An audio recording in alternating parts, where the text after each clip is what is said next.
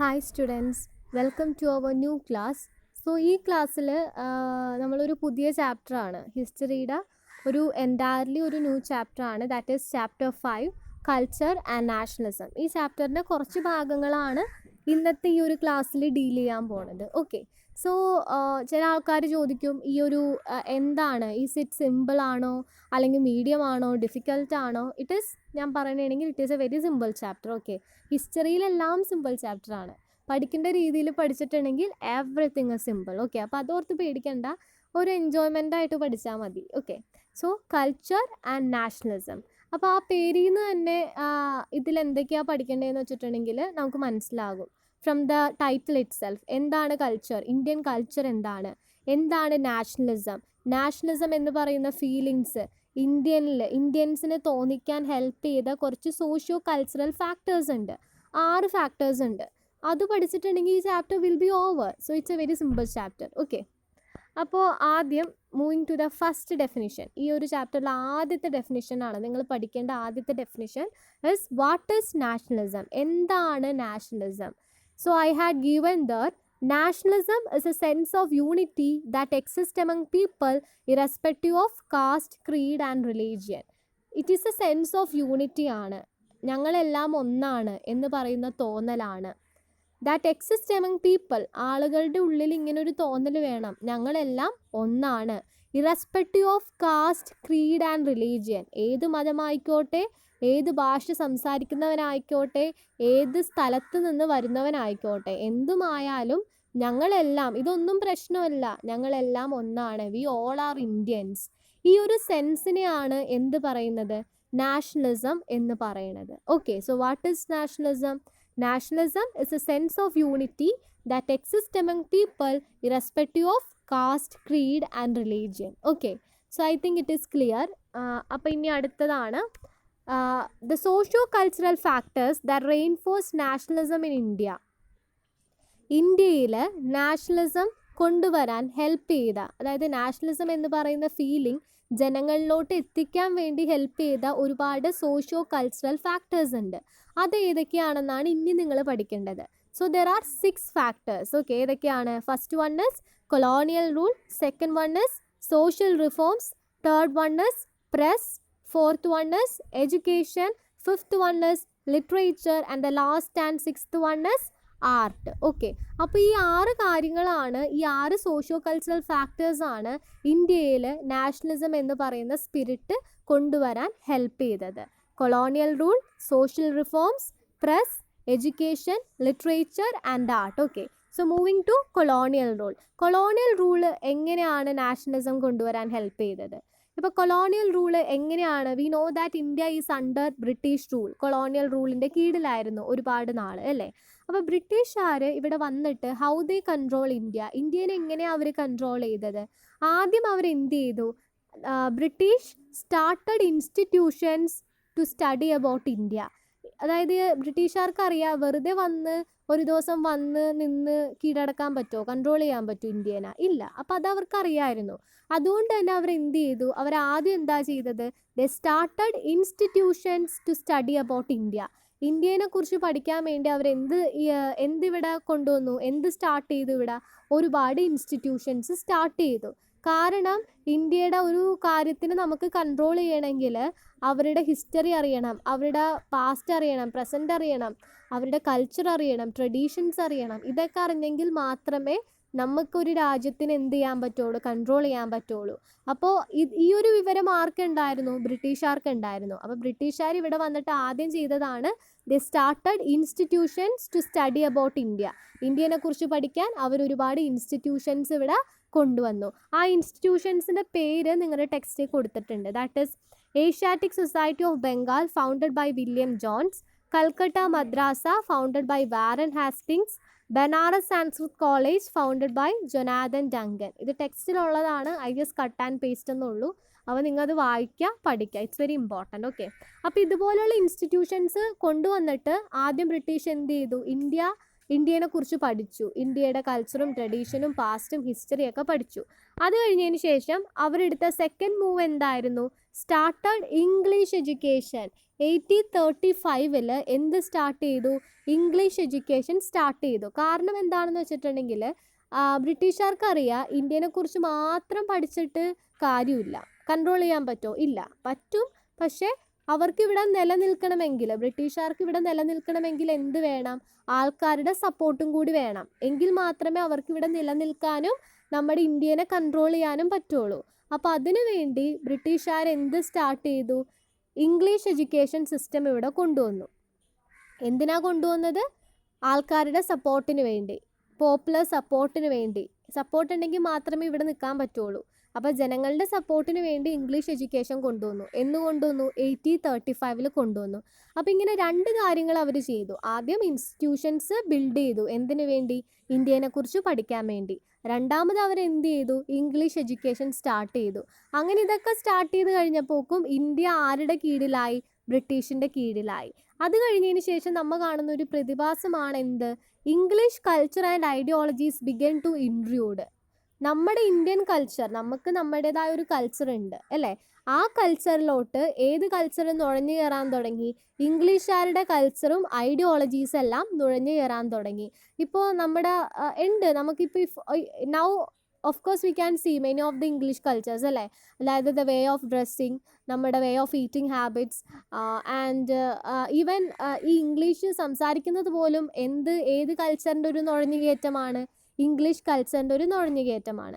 അപ്പോൾ ഇങ്ങനെ Indian കൾച്ചറിലോട്ട് English കൾച്ചറിൽ നുഴഞ്ഞു കയറുമ്പോൾ എന്ത് സംഭവിക്കും? നമ്മുടെ ഇന്ത്യൻ കൾച്ചറിന് നാശം സംഭവിക്കും. ഇന്ത്യയുടെ ഐഡൻറ്റിറ്റി നഷ്ടപ്പെടും. അപ്പോൾ ഇത് ആർക്ക് മനസ്സിലായി? ഒരുപാട് ഇന്ത്യൻ ലീഡേഴ്സിന് മനസ്സിലായി. അപ്പോൾ ഇന്ത്യൻ ലീഡേഴ്സ് എന്ത് ചെയ്തു? ദേ റെസിസ്റ്റ് ദ കൾച്ചറൽ ഇൻവേഷൻ. ഇങ്ങനെ ഇംഗ്ലീഷ് കൾച്ചർ നുഴഞ്ഞു കയറുന്നത് അവർ തടയാൻ തുടങ്ങി. ആര്? Indian leaders. ഓക്കെ, അപ്പോൾ ഇങ്ങനെയാണ് കൊളോണിയൽ റൂള് വന്നു. കൊളോണിയൽ റൂളിനെ നമ്മൾ എന്ത് ചെയ്തു? എല്ലാവരും കൂടി റെസിസ്റ്റ് ചെയ്തു. അതായത് അപ്പോൾ ഈ ഒറ്റക്കൊരാൾ റെസിസ്റ്റ് ചെയ്യാൻ പറ്റുമോ? ഇല്ല, എല്ലാവരും കൂടി ഒരുമിച്ച് നിന്നാലേ എന്ത് സംഭവിക്കുകയുള്ളൂ? നമുക്ക് ഈ ബ്രിട്ടീഷുകാരനെ റെസിസ്റ്റ് ചെയ്യാൻ പറ്റുള്ളായിരുന്നു. അപ്പോൾ അങ്ങനെ ഈ കൊളോണിയൽ റൂൾ ഇവിടെ വന്നതുകൊണ്ട് കൂടി എന്ത് സംഭവിച്ചു? What happens? കൊളോണിയൽ റൂൾ ഇവിടെ വന്നപ്പോൾ എന്ത് സംഭവിച്ചു? അവരുടെ ഈ കൾച്ചറൊക്കെ നമ്മുടെ ഇന്ത്യയിലോട്ട് വരുന്നത് കണ്ടപ്പോൾ നമ്മളെല്ലാം ഒറ്റക്കെട്ടായിട്ട് നിന്ന് അതിനെതിരെ എതിർത്തു. അപ്പോൾ ആ ഒറ്റക്കെട്ട്, അതെന്തുകൊണ്ടാണ് നമുക്ക് ഒറ്റക്കെട്ടായിട്ട് നിൽക്കാൻ പറ്റിയത്? ആ ഒരു നാഷണലിസ്റ്റിക് ഫീലിംഗ് നമ്മുടെ ഉള്ളിൽ ഉള്ളതുകൊണ്ടാണ്. അത് വരുത്താൻ ഹെൽപ്പ് ചെയ്തത് ആരാണ്? ഇതുപോലുള്ള കൊളോണിയൽ റൂളാണ്. ബ്രിട്ടീഷുകാർ ഇവിടെ വന്നതുകൊണ്ടാണ് അതൊരു പരിധി വരെ നമ്മുടെ എല്ലാവരുടെയും ഉള്ളിലുള്ള ആ നാഷണലിസ്റ്റിക് ഫീലിംഗ് എന്ത് ചെയ്തു? ഉണർത്തി. ഓക്കെ, അപ്പം അങ്ങനെ ആണ് colonial rule becomes A social factor that reinforce nationalism in India. Okay, ഇനി അടുത്തതാണ് ഇത് ലോർഡ് മെക്കോളി എന്ന് പറയുന്ന ഒരു ബ്രിട്ടീഷുകാരൻ പറഞ്ഞതാണ്.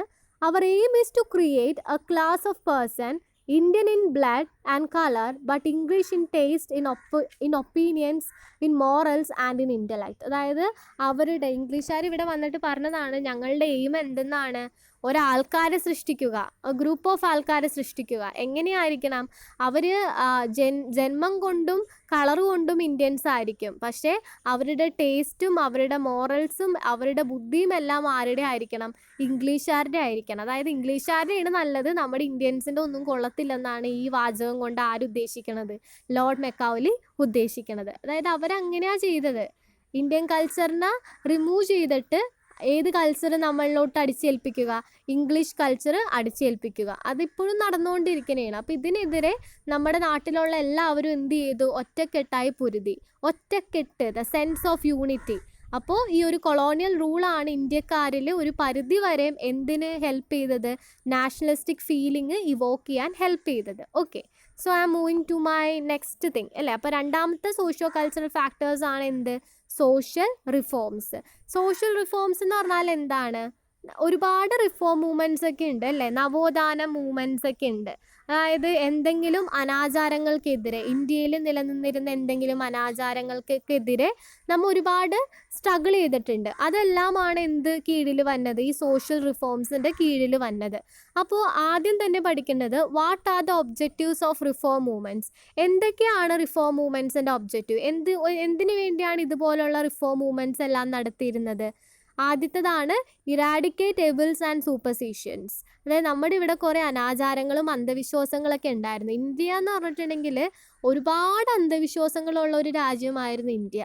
അപ്പോൾ അതിനെയെല്ലാം ഇറാഡിക്കേറ്റ് എന്ന് പറഞ്ഞാൽ എന്താണ്, കളയാൻ വേണ്ടി. അതൊന്നും വേണ്ട, ആവശ്യമില്ലാത്ത കാര്യമാണ്. ഇപ്പോൾ ഫോർ എക്സാമ്പിൾ സതി, ഭർത്താവ് മരിക്കുമ്പോൾ എന്ത് ചെയ്യണം, ഭാര്യ ആ ചിതയിലേക്ക് എടുത്ത് ചാടണം.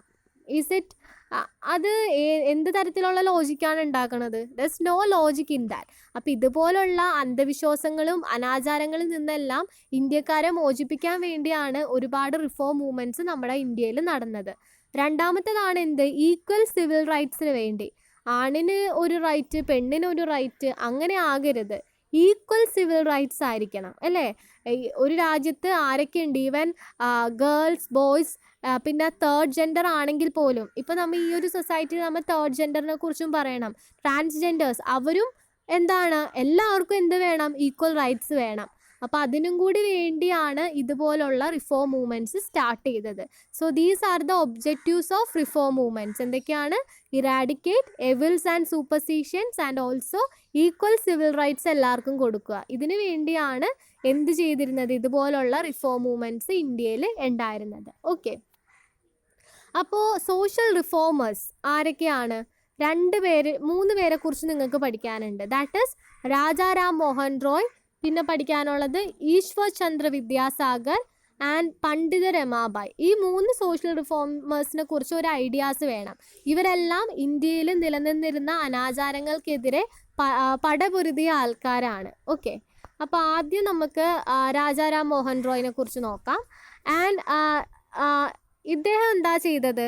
He oppose caste system, sati നിർത്തലാക്കിയ വ്യക്തിയാണ് ആര്? രാജാറാം മോഹൻ റോയ്. പിന്നെ ഇതുപോലുള്ള ജാതി വ്യവസ്ഥ, താഴ്ന്ന ജാതി, മേൽ ജാതി, അങ്ങനത്തെ ഇതിനെയൊക്കെ ഒപ്പോസ് ചെയ്ത ആളാണ് ആര്? രാജാറാം മോഹൻ റോയ്. പിന്നെ സതി നിർത്തലാക്കി. ബ്രഹ്മസമാജ്, ബംഗാളിൽ ബ്രഹ്മസമാജ് ഫോം ചെയ്തു. Idea of unified Indian society, ഇന്ത്യക്കാരിങ്ങനെ മതത്തിൻ്റെയും പേരിൽ ഇങ്ങനെ ചിന്നിച്ചിതറി കിടക്കേണ്ട ആൾക്കാരല്ല, ഇന്ത്യക്കാരെല്ലാം ഒരുമിച്ച് കൂടേണ്ടതാണ് എന്നൊരു ഐഡിയ ആൾക്കാരിലോട്ട് എത്തിച്ചതും ആരാണ്? രാജാറാം മോഹൻ റോയ് ആണ്. Right of women to own property, ആണുങ്ങൾക്ക് മാത്രമല്ല പ്രോപ്പർട്ടി റൈറ്റ് ഉള്ളത്, ആർക്കും കൂടിയുണ്ട്, വുമനും കൂടിയുണ്ട്. പെണ്ണായതുകൊണ്ട് അവൾക്ക് ഒരവകാശമില്ലെന്ന് പറഞ്ഞാൽ നടക്കോ? ഇല്ല, എല്ലാവർക്കും ഒരേ അവകാശമാണ്. കാസ്റ്റ് സിസ്റ്റം പാടില്ല, സതി നിർത്തലാക്കി, ഇങ്ങനെയുള്ള ഒരുപാട് സോഷ്യൽ ചേഞ്ചസ് കൊണ്ടുവന്ന മഹത് വ്യക്തിയാണ് ആര്? രാജാറാം മോഹൻ റോയ്. ഓക്കെ, അപ്പോൾ നമ്മുടെ ഇന്ത്യയിൽ നിലനിന്നിരുന്ന ഒരുപാട് അനാചാരങ്ങൾക്കെതിരെ പടപൊരുതിയ ഒരു വ്യക്തിയായിട്ട് നമുക്ക് ആരെ കാണാം? രാജാറാം മോഹൻ റോയിനെ കാണാം. പിന്നെ അടുത്തതാണ് ഈശ്വർ ചന്ദ്ര വിദ്യാസാഗർ. ഇദ്ദേഹം എന്താ ചെയ്തത്? Remarriage of widows. അതായത് ഈ ഞാൻ പറഞ്ഞായിരുന്നു സതി എന്ന് പറഞ്ഞാൽ എന്താണ്? ഭർത്താവ് മരിക്കുമ്പോൾ ഭാര്യ എന്ത് ചെയ്യും? എടുത്ത് എന്താണ്, ഭർത്താവിൻ്റെയോടൊപ്പം ആ ചിതയിൽ ചാടി മരിക്കും അല്ലേ. അപ്പോൾ ഈ സതി ആര് നിർത്തലാക്കി? രാജാറാം മോഹൻ റോയ് നിർത്തലാക്കി. അപ്പോൾ ഇവിടെ ഒരുപാട് വിഡോസ് ഉണ്ടാവില്ലേ? ഭർത്താവ് മരിച്ച വിഡോസ് ഇന്ത്യയിൽ ഒരുപാട് ഉണ്ടാവും അല്ലേ. അപ്പോൾ ഈ വിഡോസിന് പിന്നെ കല്യാണം കഴിക്കാൻ പാടില്ല എന്നൊരു ഒരു സങ്കല്പം അല്ലെങ്കിൽ എന്നൊരു ഐഡിയ ആ സമയത്ത് ഉണ്ടായിരുന്നു. അപ്പോൾ ഈ ഈശ്വർ ചന്ദ്ര വിദ്യാസാഗർ ആണ് എന്ത് പ്രൊമോട്ട് ചെയ്തത്? വിഡോസിൻ്റെ റീമാരേജ്. അതായത് അവർ കല്യാണം കഴിച്ചോട്ടെ, വെറുതെ എന്തിനാണ് അവരങ്ങനെ നിൽക്കുന്നത്? They should Mari. വിഡോ ആയെന്നും പറഞ്ഞ് ജീവിതകാലം മൊത്തം വിഡോസായിട്ട് ജീവിക്കേണ്ട കാര്യമില്ല. അവർക്ക് ഇഷ്ടമുണ്ടെങ്കിൽ ദേ ഷുഡ് അവർക്ക് കല്യാണം കഴിക്കാവുന്നതാണ്. അങ്ങനെ ശരിക്കും കല്യാണം കഴിക്കാൻ പറ്റില്ലായിരുന്നു പണ്ടത്തെ ഇന്ത്യൻ സൊസൈറ്റിയിൽ. അപ്പോൾ ഈ ഒരു അനാചാരത്തിനെതിരെ പടപൊരുതിയ വ്യക്തിയാണ് ആര്? ഈശ്വർ ചന്ദ്ര വിദ്യാസാഗർ. അപ്പോൾ ഇയാളുടെ ആ ഒരു റിവോൾട്ടിൻ്റെ റിസൾട്ടായിട്ട് എന്ത് സംഭവിച്ചു? British government passed Hindu widow remarriage act in 1856. ബ്രിട്ടീഷുകാർ എന്ത് പാസ് ചെയ്തു? എല്ലാ വിഡോസിന് എന്ത് ചെയ്യുക? വിഡോ ആണെങ്കിൽ പോലും കല്യാണം കഴിക്കാം. അതാണ് widow Hindu widow remarriage act. Even if you are widow you can remarry again. Okay, വീണ്ടും നിങ്ങൾക്ക് കല്യാണം കഴിക്കാമെന്ന് ബ്രിട്ടീഷ് ഗവൺമെൻറ് എന്ത് പാസ് ചെയ്തു? ഒരു ലോ പാസ് ചെയ്തു. എന്നാണ് 1856. So that is because of ആരുടെ പ്രൊട്ടസ്റ്റിൻ്റെ റിസൾട്ട് ആയിട്ടാണ്? Ishwar Chandra Vidyasagar. And moving to the third one, that is Pandita Ramabai. So പണ്ഡിത രമാബായി എങ്ങനെയാണ് ഈ ഇവിടെ നിലനിന്നിരുന്ന ആ ഒരു സൂപ്പർസ്റ്റീഷ്യസും എബിൾസും അതിനൊക്കെതിരെ എങ്ങനെയാണ് പണ്ഡിത രമാബായി പടപൊരുത്തിയത്? പണ്ഡിത രമാബായി ആണ് എന്ത് സ്റ്റാർട്ട് ചെയ്തത്? വിമൻസിന് എഡ്യൂക്കേഷണൽ ഇൻസ്റ്റിറ്റ്യൂഷൻസ് സ്റ്റാർട്ട് ചെയ്തത്. കാരണം ആണുങ്ങൾക്ക് മാത്രമാണ് ഇവിടെ എന്ത് കൊടുത്തിരുന്നത്? പഠിപ്പ്, education. There were only the person who are allowed to study, read, write. ഒക്കത്തിനും ആണുങ്ങൾക്ക് മാത്രമേ അവകാശം ഉണ്ടായുള്ളൂ. ഗേൾസിന് എന്തില്ല, അവരെ പഠിപ്പിക്കാനൊന്നും വിടൂല. അപ്പോൾ ഗേൾസിന് വേണ്ടി ഒരുപാട് വുമൻസ് എഡ്യൂക്കേഷണൽ ഇൻസ്റ്റിറ്റ്യൂഷൻസ് സ്റ്റാർട്ട് ചെയ്ത ഒരു വ്യക്തിയാണ് പണ്ഡിത രമാബായി. അപ്പോൾ ആ സമയത്ത് നിലനിന്നിരുന്ന ആ ഒരു പെണ്ണുങ്ങൾക്കില്ല, പഠിക്കണ്ട, അവൾ പഠിക്കാൻ പോകണ്ട,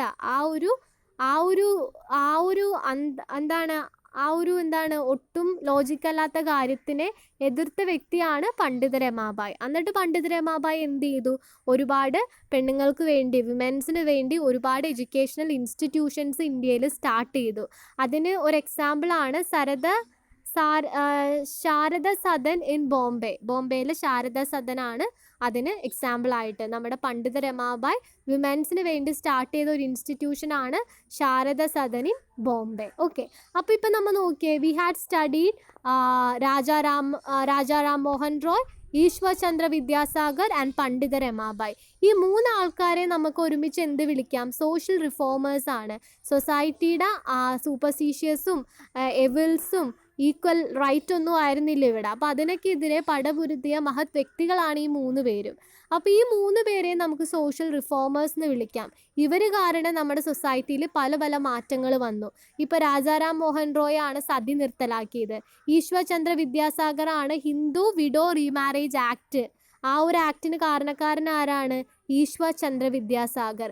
പണ്ഡിത രമാബായി ആണ് വിമൻസിന് ഇൻസ്റ്റിറ്റ്യൂഷൻസ് ഇന്ത്യയിൽ സ്റ്റാർട്ട് ചെയ്യാൻ കാരണക്കാരിയായത്. So all these 3 are social reformers ആണ്. ഓക്കെ, പിന്നെ നിങ്ങൾക്ക് വേറെ ഒരുപാട് സോഷ്യൽ റിഫോമേഴ്സിനെ കുറിച്ച് ടെക്സ്റ്റിൽ കൊടുത്തിട്ടുണ്ട്. ആര്യ സമാജ് ആരാണ്? രാമകൃഷ്ണ മിഷൻ, അലിഗ്രാം മൂവ്മെൻറ്റ്, പ്രാർത്ഥന സമാജ്, ഇതെല്ലാം പഠിക്കണം കേട്ടോ. These all are important. At least ഒരു ഐഡിയ എങ്കിലും വേണം. മാച്ച് ദ ഫോളോയിങ് ചോദിച്ചിട്ടുണ്ടെങ്കിൽ മാച്ച് ചെയ്യാനെങ്കിലും പറ്റണം. So you should study all those things. Okay, അപ്പോൾ ഇതിൻ്റെ റിസൾട്ട് എന്താണ്? ഈ സോഷ്യൽ റിഫോം മൂവ്മെൻറ്റ്സ് ഇന്ത്യയിൽ നടന്നു. രാജാറാം മോഹൻ റോയും പണ്ഡിത രമാബായും നമ്മുടെ ഈ പറഞ്ഞ ഒരുപാട് ആൾക്കാരുണ്ട്. സ്വാമി ദയാനന്ദ സരസ്വതി, സ്വാമി വിവേകാനന്ദ, ആനി ബെസൻറ്റ്, ഈ ശ്രീനാരായണ ഗുരു. അപ്പോൾ ഇവരൊക്കെ കാരണം എന്ത് സംഭവിച്ചു? ഒരുപാട് ചേഞ്ചസ് സംഭവിച്ചു. ആ ചേഞ്ചസ് എന്തൊക്കെയാണെന്നാണ് ഇവിടെ കൊടുത്തേണ. അതായത് ഓവറോൾ ആയിട്ടുള്ള ചേഞ്ചസ്. ഈ സോഷ്യൽ റിഫോം മൂവ്മെൻറ്റ്സിൻ്റെ ഒരുപാട് മൂവ്മെൻറ്റ്സ് ഇന്ത്യയിൽ വന്നു. അത് കാരണം ഇന്ത്യക്കുണ്ടായ മാറ്റങ്ങൾ എന്തൊക്കെയാണ്? Prevented marriage of girls below 12 years of age. 12 വയസ്സിൽ താഴെയുള്ള പെൺകുട്ടികളുടെ മാരേജ് എന്ത് ചെയ്തു? പ്രിവെൻറ്റ് ചെയ്തു, ഇതുപോലുള്ള റിഫോം മൂവ്മെൻറ്റ്സ് കാരണം. അല്ലെങ്കിൽ 12 വയസ്സിന് താഴെയുള്ള പിള്ളേരെ എന്ത് ചെയ്യുമായിരുന്നു? പെൺകുട്ടികളെ കെട്ടിച്ചു വിടുമായിരുന്നു. സോ ആ ഒരു ഇത് പ്രിവെൻറ്റ് ചെയ്തു ഇതുപോലുള്ള സോഷ്യൽ റിഫോം മൂവ്മെൻറ്റ്സ് കാരണം. Ban female infanticide. അതായത് ഫീമെയിൽ ഇൻഫൻറ്റിസൈഡ് എന്ന് പറഞ്ഞിട്ടുണ്ടെങ്കിൽ ഇപ്പോൾ ജനിക്കുന്ന കൊച്ചു പെണ്ണാണെങ്കിൽ ആ കൊച്ചിനെ അപ്പം തന്നെ കൊല്ലുക, അങ്ങനത്തെ ഒരു പരിപാടി ഇന്ത്യയിൽ നിലനിന്നിരുന്നു. അപ്പോൾ അതും എന്ത് ചെയ്തു? ബാൻ ചെയ്തു. ഇതുപോലുള്ള റിഫോം മൂവ്മെൻറ്റ്സിൻ്റെ റിസൾട്ടായിട്ട് it ban female infanticide. And the next is abolish sati. Sati എന്ന് പറയുന്ന ആ ഒരു ലോജിക്കല്ലാത്ത കാര്യം നിർത്തലാക്കി. ആരാണ് നിർത്തലാക്കിയത്? Rajaram Mohan Roy. And permitted widow remarriage permit ചെയ്തു. അതായത് ഹസ്ബൻഡ് മരിച്ചെന്നും പറഞ്ഞ് അവർ ജീവിതകാലം മൊത്തം വിഡോ ആയിട്ട് നിൽക്കണ്ട, അവർക്ക് എന്ത് ചെയ്യാം? വീണ്ടും കല്യാണം കഴിക്കാം. If they like they can again marry. അപ്പോൾ അതും ആരാ കൊണ്ടുവന്നത്? അത് ഈശ്വർ ചന്ദ്ര വിദ്യാസാഗർ. ഓക്കെ, അപ്പോൾ ഇതുപോലുള്ള ചേഞ്ചസ് ആണ് വരുത്തിയത്. പിന്നെ എന്താണ്? Abolished slavery. ഇവിടെ നിലനിന്നിരുന്നത്, അതായത് താഴ്ന്ന ജാതി ആണെങ്കിൽ അവർ സ്ലേവ് ആയിട്ടാണ് കണ്ടിരുന്നത്. അതായത് സ്ലേവറി ഉണ്ടായിരുന്നു ഇന്ത്യയിൽ. താഴ്ന്ന ജാതിക്കാർ should be work as a slave. ഒരു സ്ലേവിനെ പോലെയാണ് താഴ്ന്ന ജാതിക്കാരെ ട്രീറ്റ് ചെയ്തിരുന്നത്. അത് അബോളിഷ് ചെയ്തു. അത് ഇവിടെ നിന്ന് ഇല്ലാതാക്കി. Prevented child marriage and polygamy. അപ്പോൾ ഇതുപോലുള്ള കുഞ്ഞുനാളിലെ തന്നെ കുട്ടികളെ തമ്മിൽ കെട്ടിച്ചുവിടണ പരിപാടിയൊക്കെ നിർത്തി. അപ്പോൾ ഈ സോഷ്യൽ റിഫോം മൂവ്മെൻറ്റ്സ് കാരണം ഇതുപോലുള്ള ഒരുപാട് മാറ്റങ്ങൾ, നമ്മുടെ നാട്ടിൽ നിലനിന്നിരുന്ന ദുരാചാരങ്ങൾ, എവിളായിട്ടുള്ള ഒരുപാട് അന്ധവിശ്വാസങ്ങൾ, പിന്നെ ഇങ്ങനെ ഈക്വലായിട്ട് റൈറ്റ്സ് ഒന്നും ഉണ്ടായിരുന്നില്ല. അപ്പോൾ ഇതിനെതിരെയെല്ലാമാണ് ഈ റിഫോം മൂവ്മെൻറ്റ്സ് നടത്തിയത്. അതിൻ്റെ റിസൾട്ടായിട്ടാണ് ഈ പറഞ്ഞ കാര്യങ്ങളെല്ലാം സംഭവിച്ചത്. അപ്പോൾ എങ്ങനെയാണ് ഇത് നാഷണലിസം ഇന്ത്യക്കാരിൽ കൊണ്ടുവന്നത്? അതായത് ഇപ്പോൾ ഒരാൾ ഇതുപോലുള്ള കാര്യങ്ങൾ ചൂണ്ടിക്കാട്ടണേണ്, ഇത് തിന്മയാണ്, ഇതാണ് ഇന്ത്യയിൽ നിന്ന് മാറ്റേണ്ടത്. രാജാറാം മോഹൻ റോയ് വന്നിട്ട് പറഞ്ഞു, സതി എന്ന് പറയുന്ന സാധനം ഒട്ടും ലോജിക്കല്ലാത്ത സാധനമാണ്. വൈ ഷുഡ് വുമൻ, എന്തിനാണ് വൈഫ് ഇങ്ങനെ എടുത്ത് ചാടേണ്ടത്? അതാര് കൊണ്ടുവന്നു? രാജാറാം മോഹൻ റോയ്. അപ്പോൾ ഇതിനു വേണ്ടി എന്ത് ചെയ്തു? ഇന്ത്യക്കാരെല്ലാം ഒന്നിച്ചു നിന്നു. അതുകൊണ്ടാണ് ഈ സതിയും അതുപോലെ തന്നെ വിഡോ റീമാരേജ് ആക്ട് ഒക്കെ വന്നത്. എന്തുകൊണ്ടാണ്? ഒരാൾ മാത്രം നിന്നിട്ടല്ല, ഒരാളൊന്ന് സ്റ്റാർട്ട് ചെയ്ത് കൊടുക്കും, പിന്നെ എന്ത് സംഭവിക്കും? ബാക്കിയുള്ളവരെല്ലാവരും ഇന്ത്യക്കാരെല്ലാവരും കൂടി ഒറ്റക്കെട്ടായിട്ട് നിൽക്കും. അപ്പോൾ ഇതുപോലുള്ള സോഷ്യൽ റിഫോംസും എന്തിന് ഹെൽപ്പ് ചെയ്തിട്ടുണ്ട്? ആ ഒരു നാഷണലിസ്റ്റിക് ഫീലിംഗ് ഇന്ത്യയിൽ കൊണ്ടുവരാൻ ഹെൽപ്പ് ചെയ്തിട്ടുണ്ട്. ഓക്കെ, സോ ഇന്നത്തെ ലാസ്റ്റ് സെക്ഷനാണ്, അതായത് last thing I am going to discuss, that is press എങ്ങനെയാണ്? പ്രസ് എന്ന് പറഞ്ഞാൽ we know that newspapers. അതെങ്ങനെയാണ് നോക്കിയേ. It cover the plight of Indians under British rule. British റൂളിൻ്റെ ഒരു കീഴിലായപ്പോൾ ഇന്ത്യൻസ് അനുഭവിച്ച പ്ലൈറ്റ്, അതായത് ആ ഒരു പരിതാപകരമായ അവസ്ഥ, എന്തൊക്കെയാണ് ഇന്ത്യൻസ് ഫേസ് ചെയ്തത്, എങ്ങനെയെല്ലാമാണ് ഈ ബ്രിട്ടീഷ് ഇന്ത്യക്കാരെ എക്സ്പ്ലോയിറ്റ് ചെയ്തത്. അപ്പോൾ അവരുടെ കണ്ടീഷൻസ് എല്ലാം നമുക്ക് പറഞ്ഞു തരുന്നതാണ് ഈ ന്യൂസ് പേപ്പർ. പ്രസ്സായിരുന്നു, മാധ്യമങ്ങളിലൂടെയാണ് അത് ജനങ്ങളിലോട്ട് എത്തിയത്. പണ്ട് മാധ്യമം എന്ന് പറഞ്ഞാൽ എന്താണ്? News papers. അപ്പോൾ അതിലൂടെയാണ് സാധാരണക്കാരി ബ്രിട്ടീഷുകാരുടെ ഈ കൊള്ളരായ്ത്തമയൊക്കെ, അതായത് കൊള്ളൂലാത്ത പ്രവർത്തികളൊക്കെ അറിഞ്ഞിരുന്നത് അല്ലേ. അപ്പോൾ press is something that covers the plight of Indian under British rule. Okay, and Indian leaders use news paper two propagate there ideologies. Indian leaders എന്ത് ചെയ്തു? ഈ ന്യൂസ് പേപ്പറാണ് ഉപയോഗിച്ചിരുന്നത്. എന്തിനു വേണ്ടി? അവരുടെ ഐഡിയോളജീസ്. ഇന്ത്യൻ ലീഡേഴ്സ് എന്തിനു വേണ്ടിയാണ് നിൽക്കുന്നത്? ഈ ബ്രിട്ടീഷുകാരുടെ കയ്യിൽ നിന്ന് ഇന്ത്യനെ മോചിപ്പിക്കാൻ വേണ്ടി പ്രവർത്തിച്ച ആൾക്കാരാണ് ആര്? Indian leaders. അപ്പോൾ ഇന്ത്യൻ ലീഡേഴ്സ് അവരുടെ ഐഡിയോളജീസും ഈ ബ്രിട്ടീഷുകാർക്ക് എതിരെയുള്ള ക്രിറ്റിസിസവും എല്ലാം അവരേതിലൂടെയാണ് പങ്കുവച്ചിരുന്നത്? ഇത്തരം പ്രസ് അല്ലെങ്കിൽ ന്യൂസ് പേപ്പേഴ്സിലൂടെയാണ് പങ്കുവച്ചിരുന്നത്. ഓക്കെ, അപ്പോൾ it is something that is very important ആയിരുന്നു ആ സമയത്ത്. ഫ്രീഡം മൂവ്മെൻറ്റിൻ്റെയൊക്കെ സമയത്ത് ഈ ന്യൂസ് പേപ്പേഴ്സ് എന്ന് പറഞ്ഞാൽ ഭയങ്കര ഇമ്പോർട്ടൻ്റ് ആണ്. ഇന്ത്യൻ ലീഡേഴ്സ് അവരുടെ ആശയം കൈമാറിയതും, ഈ ബ്രിട്ടീഷ് സൊസൈറ്റി എങ്ങനെയാണ് ഇന്ത്യൻ സൊസൈറ്റീനെ എക്സ്പ്ലോയിറ്റ് ചെയ്തത്, ഇന്ത്യൻസിൻ്റെ അവസ്ഥ എന്താണ്, ഈ ബ്രിട്ടീഷിൻ്റെ കൺട്രോളിൻ്റെ കീഴിലുള്ളപ്പോൾ ഇന്ത്യൻസിൻ്റെ അവസ്ഥ എന്താണ്, ഇതുപോലുള്ള കാര്യങ്ങളെല്ലാം പറഞ്ഞു തന്നത് ആരാണ്? ഈ ന്യൂസ് പേപ്പേഴ്സാണ്. അപ്പോൾ മിക്ക ഇന്ത്യൻ ലീഡേഴ്സും എന്തായിരിക്കും? ജേർണലിസ്റ്റ് ആയിരിക്കും. നമ്മളിപ്പോൾ ഏതെല്ലാം ഇന്ത്യൻ ലീഡേഴ്സിനെയൊക്കെ എടുത്തിട്ടുണ്ടെങ്കിലും മിക്ക ഇന്ത്യൻ ലീഡേഴ്സ് ജേർണലിസ്റ്റ് ആയിരിക്കും. കാരണം അവർക്കൊരു പത്രം വേണം, അവരുടെ ഐഡിയോളജീസ് ജനങ്ങളിലോട്ട് എത്തിക്കാനും അതോടൊപ്പം തന്നെ ഈ ബ്രിട്ടീഷുകാരുടെ കൊള്ളരായ്ത്തമ എന്താണ് അവരുടെ ബാഡായിട്ടുള്ള ആക്ടിവിറ്റീസ് തുറന്നു കാട്ടാനും അവർക്ക് എന്ത് വേണം? ന്യൂസ് പേപ്പേഴ്സ് വേണം. അപ്പോൾ മിക്ക ഇന്ത്യൻ ലീഡേഴ്സും എന്തായിരുന്നു? ജേർണലിസ്റ്റ് ആയിരുന്നു. ഓക്കെ, അപ്പോൾ ഈ പ്രസ്സിലൂടെയാണ് they criticises the British policies. അപ്പോൾ ഇതുകൊണ്ട് തന്നെ ഇപ്പോൾ for example Rajaram Mohan Roy is a great social reformer. അദ്ദേഹത്തിൻ്റെ 2 പത്രമാണ് സമ്പത്ത് കൗമുദി ബംഗാൾ ആ ഒരു ഇതിലുള്ളത്, മിറാട്ട് ഉൽ അക്ബർ അത് പേർഷ്യൻ ന്യൂസ് പേപ്പറാണ്.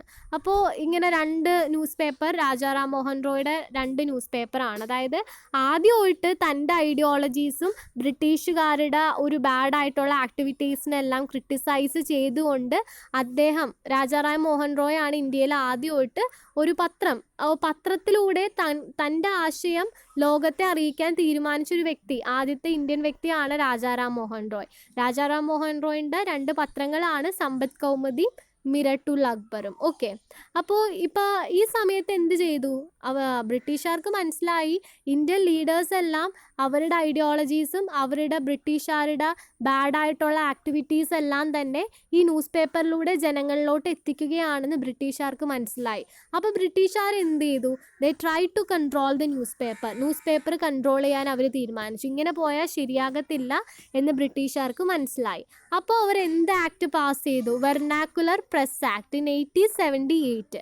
1878 വെർനാക്കുലർ പ്രസ് ആക്ട് എന്ത് ചെയ്തു? അവർ പ്രസ് ആക്ട് അവർ കൊണ്ടുവന്നു. വെർനാക്കുലർ പ്രസ് ആക്ട് എന്ന് പറഞ്ഞിട്ടുണ്ടെങ്കിൽ ഈ പ്രസ്സുകാരുടെ ന്യൂസ് പേപ്പേഴ്സിൻ്റെ ഫ്രീഡം കുറച്ചുകൊണ്ടുള്ള ആക്റ്റാണ് എന്ത്? വെർനാക്കുലർ പ്രസ് ആക്ട്. അതായത് അവരിങ്ങനെ ഒരുപാട് നിബന്ധനകൾ വെക്കുന്നുണ്ട്. ന്യൂസ് പേപ്പറൊക്കെ കൊണ്ടുവന്നോ, പക്ഷേ ന്യൂസ് പേപ്പറിൽ ബ്രിട്ടീഷുകാർക്കെതിരെയോ അങ്ങനെ ഒന്നും എഴുതാൻ പാടില്ല. അപ്പം ന്യൂസ് പേപ്പേഴ്സിൻ്റെ ഫ്രീഡം കുറച്ചുകൊണ്ടുള്ള ഒരു ആക്റ്റാണ് എന്ത്? വെർനാക്കുലർ പ്രസ് ആക്ട്. അത് ബ്രിട്ടീഷുകാർ ന്യൂസ് പേപ്പേഴ്സിനെ കൺട്രോൾ ചെയ്യാൻ വേണ്ടി കൊണ്ടുവന്നതാണ്. ഓക്കെ, ആൻഡ് പക്ഷേ ഈ ഒരു വെർനാക്കുലർ പ്രസ് ആക്ട് വിത്ഡ്രൂ ചെയ്തു. എന്തുകൊണ്ടാണ് അത് വേണ്ടെന്ന് വെച്ചത്? Because of massive protest. ജനങ്ങളെല്ലാവരും ഇതിനെതിരെ നിൽക്കാൻ തുടങ്ങി. ബ്രിട്ടീഷുകാർ വെർനാക്കുലർ പ്രസ് ആക്ട് കൊണ്ടുവന്നപ്പോൾ എല്ലാ നാട്ടുകാരും ഒരുമിച്ച് നിന്നിട്ട് പറഞ്ഞു, എന്ത് പറഞ്ഞു? ഇത് പറ്റൂല, we need the medias back, press ഞങ്ങൾക്ക് വേണം. അങ്ങനെ ഈ പ്രസ്സിൻ്റെ ആ ഒരു ഫ്രീഡം കൺട്രോൾ ചെയ്ത വെർനാക്കുലർ പ്രസ് ആക്ട് അവരെടുത്ത് മാറ്റി. എന്തുകൊണ്ടാണ് ബ്രിട്ടീഷുകാർ അത് ഏറ്റവും അവസാനം വന്നപ്പോൾ എടുത്ത് മാറ്റേണ്ടി വന്നത്, നിർത്തലാക്കേണ്ടി വന്നത്? എന്തുകൊണ്ടാണ്? ആൾക്കാരുടെ പ്രൊട്ടസ്റ്റ് കാരണം. സോ പ്രസ്സും എങ്ങനെയാണ് നാഷണലിസ്റ്റിക് ഫീലിംഗ് ആൾക്കാരിൽ കൊണ്ടുവന്നത്? പ്രസ് ആദ്യം തുടങ്ങി. ഈ പ്രസ്സിലൂടെയാണ് നാഷണൽ ലീഡേഴ്സ് അവരുടെ ഐഡിയോളജീസ് ജനങ്ങളിലോട്ട് എത്തിച്ചത്. അതോടൊപ്പം തന്നെ ഇവർ നാഷണൽ ലീഡേഴ്സ് ബ്രിട്ടീഷിനെ ക്രിട്ടിസൈസ് ചെയ്തും അവരുടെ ബാഡ് ആക്ടിവിറ്റീസ് എല്ലാം ജനങ്ങളിലോട്ട് എത്തിച്ചതും ഈ ന്യൂസ് പേപ്പേഴ്സിലൂടെ ആയിരുന്നു. അപ്പോഴാണ് ബ്രിട്ടീഷുകാർ എന്ത് ചെയ്തത്? ഈ ന്യൂസ് പേപ്പറിനെ കൺട്രോൾ ചെയ്യാൻ തീരുമാനിക്കുന്നത്. അതായത് ഈ ന്യൂസ് പേപ്പറിന് ഇത്രയും ഫ്രീഡം കൊടുത്താൽ ശരിയാകൂല. ആ ഫ്രീഡം കുറക്കാൻ വേണ്ടി ബ്രിട്ടീഷുകാർ എന്ത് ആക്ട് പാസ് ചെയ്തു? വെർനാക്കുലർ പ്രസ് ആക്ട് പാസ് ചെയ്തു. അപ്പോൾ ന്യൂസ് പേപ്പറിൻ്റെ ഫ്രീഡം അവിടെ കുറഞ്ഞു. അവർക്കെല്ലാം തോന്നിയ പോലെ പറയാൻ പറ്റാത്തൊരവസ്ഥയായി. അപ്പോൾ അങ്ങനെ വന്നപ്പോൾ ഈ നമ്മുടെ സാധാരണ ജനങ്ങൾ എന്ത് ചെയ്തു? അതിനെതിരെ പ്രൊട്ടസ്റ്റ് ചെയ്തു. ആ പ്രൊട്ടസ്റ്റിൻ്റെ റിസൾട്ടായിട്ട് എന്ത് സംഭവിച്ചു? ഈ ഒരു ആക്ട് വിത്ഡ്രൂ ചെയ്തു. ഇത് വേണ്ടെന്ന് ബ്രിട്ടീഷുകാർ വെച്ചു. അപ്പോൾ നോക്കിയേ, ജനങ്ങളെല്ലാവരും ഒരുമിച്ച് നിന്നു. എന്തുകൊണ്ടാണ് ഒരുമിച്ച് നിന്നത്? ഈ പ്രസ്സിൻ്റെ ഈ വെർനാക്കുലർ പ്രസ് ആക്ട് വന്നപ്പോൾ എന്ത് ചെയ്തു? ജനങ്ങളെല്ലാം ഒരുമിച്ച് നിന്നു. ബിക്കോസ് ഓഫ് അതും അപ്പം എന്തിന് ഹെൽപ്പ് ചെയ്തു? നാഷണലിസ്റ്റിക് ആ ഒരു ഫീലിംഗ് കൊണ്ടാണ് ആൾക്കാർ ഒറ്റക്കെട്ടായിട്ട് നിൽക്കുന്നത്. ഓക്കെ, അപ്പോൾ പ്രസ്സും കോൺട്രിബ്യൂട്ട്സ് ടു വാട്ട്? നാഷണലിസ്റ്റിക് ഫീലിങ്ങിനെ കോൺട്രിബ്യൂട്ട് ചെയ്യുന്നുണ്ട്. സോ ഈ ഒരു കാര്യം ഓക്കെ, ഇത് ന്യൂസ് പേപ്പേഴ്സ് ഫ്രീഡം മൂവ്മെൻറ്റിൻ്റെ സമയത്ത് എന്തൊക്കെയാണ് ചെയ്തതെന്നാണ്. അതൊരു ടെക്സ്റ്റിലുള്ള പോയിൻ്റാണ്. പിന്നെ ഒരുപാട് ന്യൂസ് പേപ്പേഴ്സ് ഉണ്ട്. അത് ആരൊക്കെയാണ് ഫൗണ്ട് ചെയ്തത് നോക്കി. ഇവിടെ ഒരുപാടുണ്ട്. മഹാത്മാഗാന്ധിയുടെ Young India, Harijan, Nation by Gopal Krishna Gokhale, Vande Mataram by Lala Lajpat Roy. ഇതെല്ലാം ന്യൂസ് പേപ്പേഴ്സിൻ്റെ പേരും അത് ഫൗണ്ട് ചെയ്ത ആൾക്കാരുടെ പേരുമാണ്, ലീഡേഴ്സാണ്. അപ്പോൾ ഇതെല്ലാം നിങ്ങൾ പഠിക്കണം. These all are very important ആണ് ഇതെല്ലാം കേട്ടോ. ഇതും പഠിക്കണം, ഇതും പഠിക്കണം. So that's about today's section. So we had discussed about 3 factors that contribute to nationalism ഇന്ത്യയിൽ കൊണ്ടുവരാൻ ഹെൽപ്പ് ചെയ്ത 3 സോഷ്യോ കൾച്ചറൽ ഫാക്ടേഴ്സ് ആണ് പഠിച്ചത്. ആദ്യം കൊളോണിയൽ റൂള്, രണ്ടാമത് എന്തെന്നാണ് പഠിച്ചത്? രണ്ടാമത് സോഷ്യൽ റിഫോംസ്, മൂന്നാമതായി പ്രസ്സും. Okay, so the remaining 3 will be taken in the next section. So thank you.